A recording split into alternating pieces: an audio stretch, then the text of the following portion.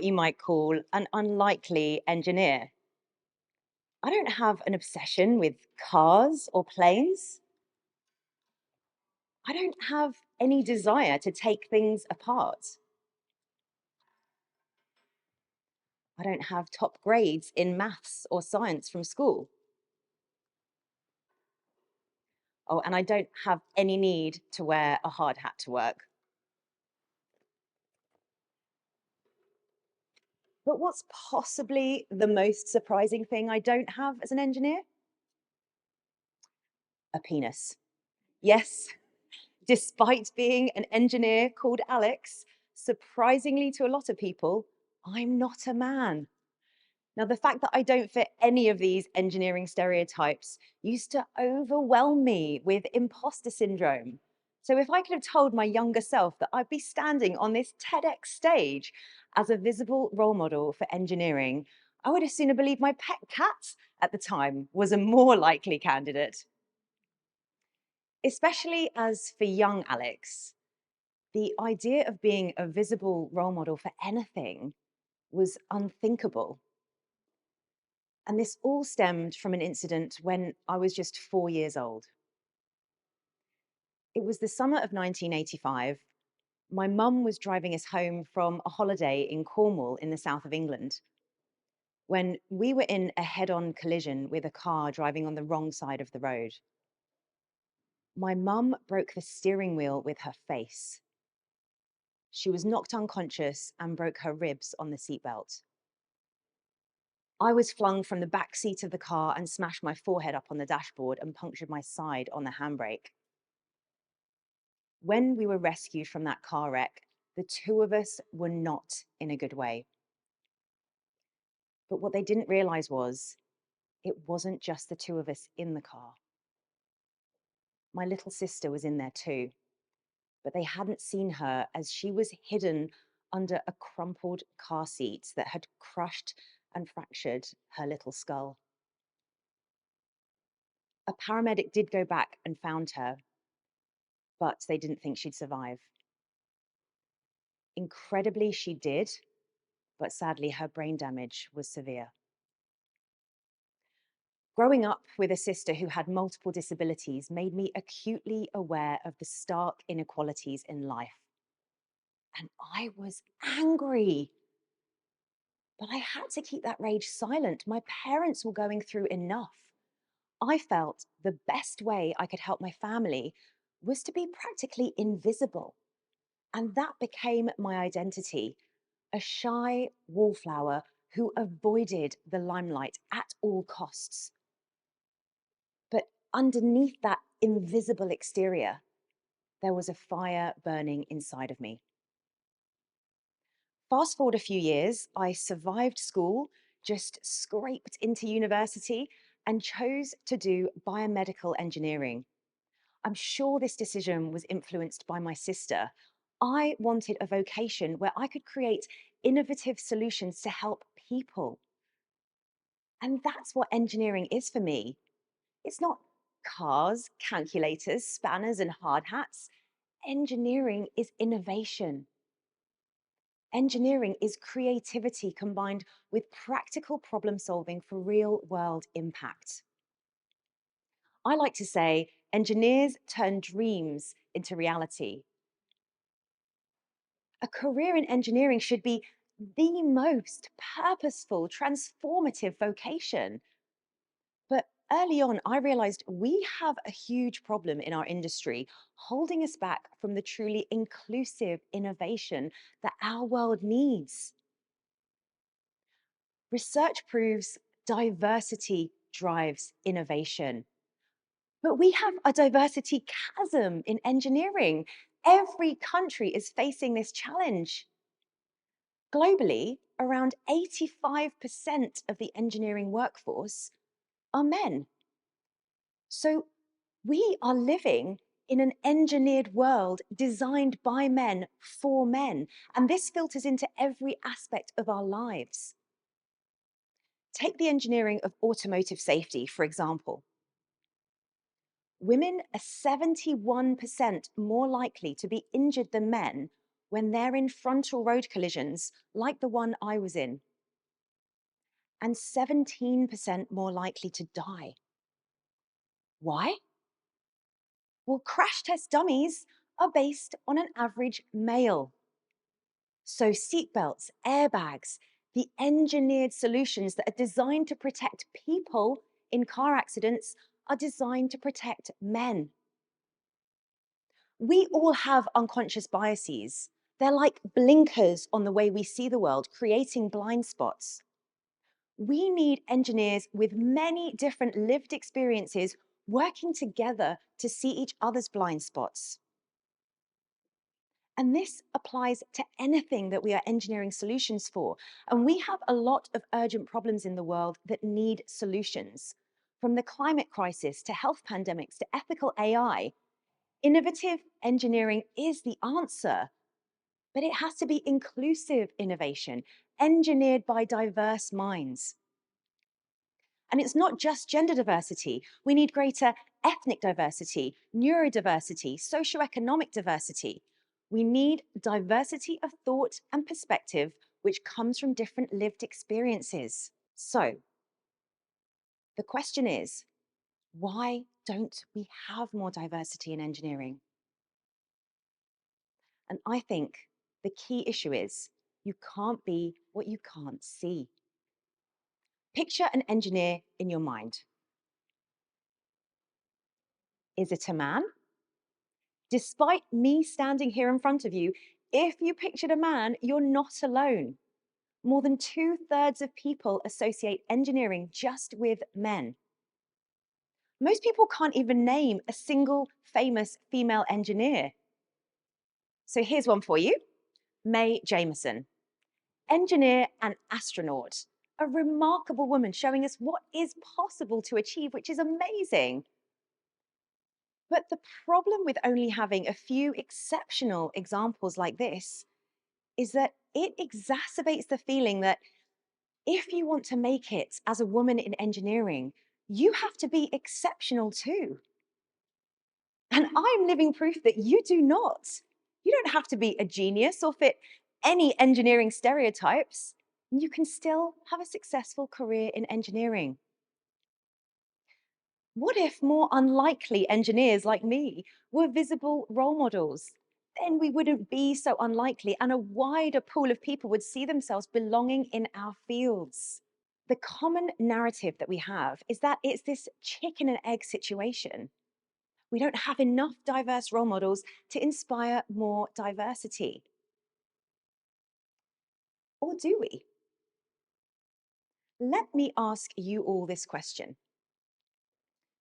Do you consider yourself to be a role model? I've spoken to hundreds of people about this, and the answer to that question is almost always no. And that's what needs to change. Most people have no idea what powerful role models they have the capability of being and already are. Because as humans, we're influencing people around us all the time, role modeling without even realizing it. You don't need to wait to be any more experienced or any more qualified or any more beautiful to be a role model. Recognizing that unlocks your agency, it unlocks your power. It's like in the Disney movie Frozen 2, when Elsa is searching for answers about her purpose in life. And in the depths of that glacier in the middle of the ocean, spoiler alert, the ghost of her mother says to her, "You are the one you've been waiting for." That's how I felt when I recognized I am a role model just as I am. This is how I gave myself permission to stop striving to be invisible and instead striving to shine. It's this visibility that is the key to our diversity chasm. We always look at that lack of diversity in engineering with a scarcity mindset. But if you flip that view, we can open our eyes to a solution that's right in front of us. For example, In the UK, we only have 16% women in engineering. But that is nearly 1 million women working in engineering and technology that can be the visible role models we need to start a ripple effect. To tackle the gender stereotypes that cause career limiting beliefs, we have to reach children young with these diverse role models. We have around 20,000 primary schools in the UK, so that is almost 50 female engineering role models for every single school. Imagine if every child in every country had the chance to directly engage with a real life woman engineer who was relatable and reachable. How many more girls would believe they could become engineers too? This mission has become the focus of my life. 5 years ago, I finally found a way to put that burning fire inside of me to use. I sold my house, left my nice job, and I followed my passion for equity and inclusion. I founded a nonprofit called Stemazing that supports and empowers women in STEM to be more confident, visible role models and inspire the next generation with really fun, interactive, hands-on science and engineering experiments. I've worked with hundreds of women who initially didn't see themselves as STEM role models, but have now gone on to collectively have over 150,000 Stemazing Kids engagements in primary schools.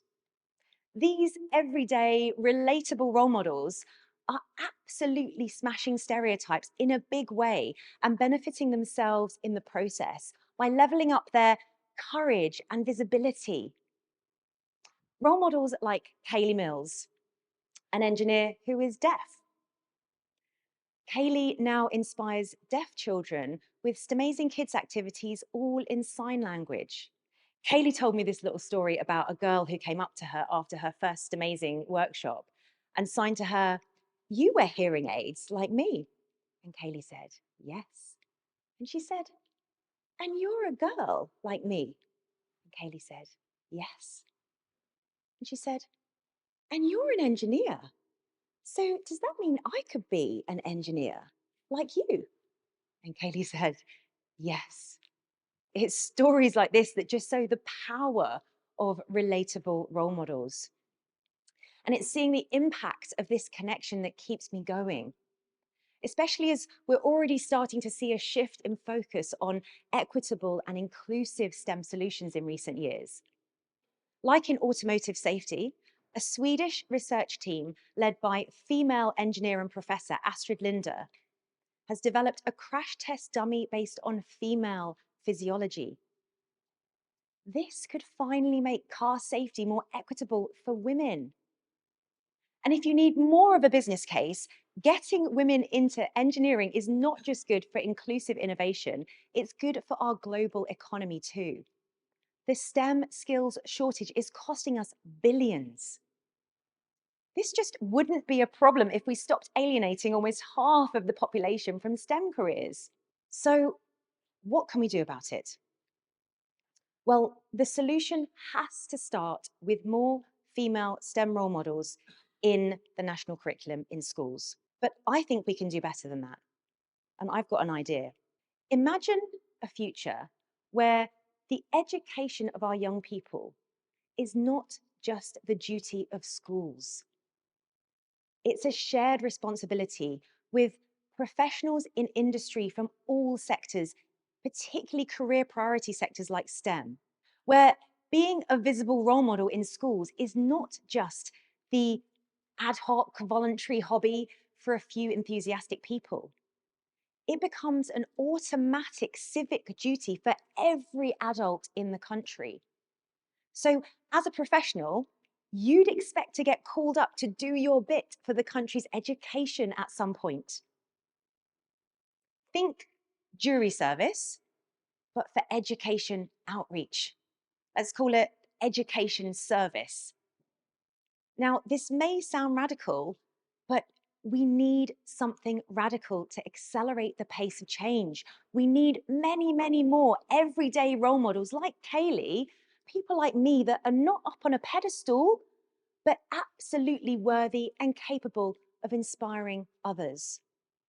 And there are millions more like us around the world who are currently missing out on the opportunity to make a difference just by being more visible. But I appreciate being more visible is scary. Visibility takes courage, especially if your starting point was as low as mine. But believe me, giving a live STEM workshop to a class of 8-year-olds is possibly the best thing you can do to accelerate your confidence and competence with being more visible and a better communicator.